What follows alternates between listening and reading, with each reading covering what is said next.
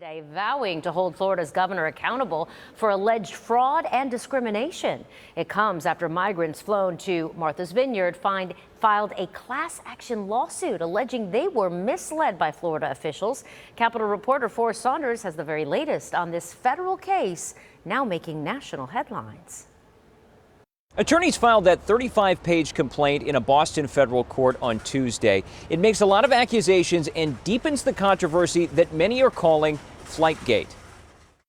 Attorneys representing 3 of the nearly 50 Venezuelans that flew to Martha's Vineyard last week now going on record about their class action lawsuit against Governor Ron DeSantis, the Florida Transportation Secretary, and others. We are seeking a nationwide injunction to block Governor DeSantis and Florida from engaging in these activities.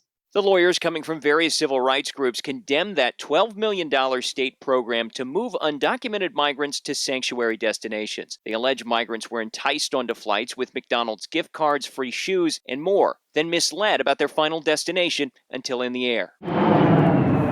The legal filing also claims their clients were given these brochures promising refugee housing, clothing, and job assistance, despite migrants not qualifying for those benefits as asylum seekers. We will hold the perpetrators accountable. The governor's office offered a statement on the lawsuit Tuesday night. Officials noted migrants volunteered and signed these consent forms saying, quote, the immigrants were homeless, hungry, and abandoned, and these activists didn't care about them then.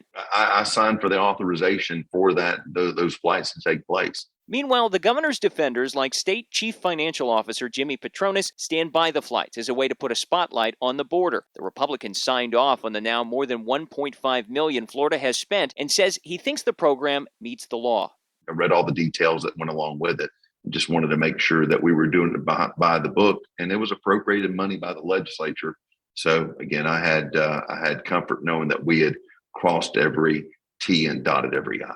Some continue to question if Florida is following its own budget rules for the funding to, quote, facilitate the transport of unauthorized aliens from this state. While migrants were technically flown to Massachusetts from Florida, the journey started in Texas. That's just one lingering question that could be answered as this legal dispute now moves forward. Now, the next big step in this lawsuit will likely be a formal response from state attorneys, which could include a motion to dismiss the case. We'll keep an eye out. That's the latest out here at the Capitol. I'm Forrest Saunders reporting.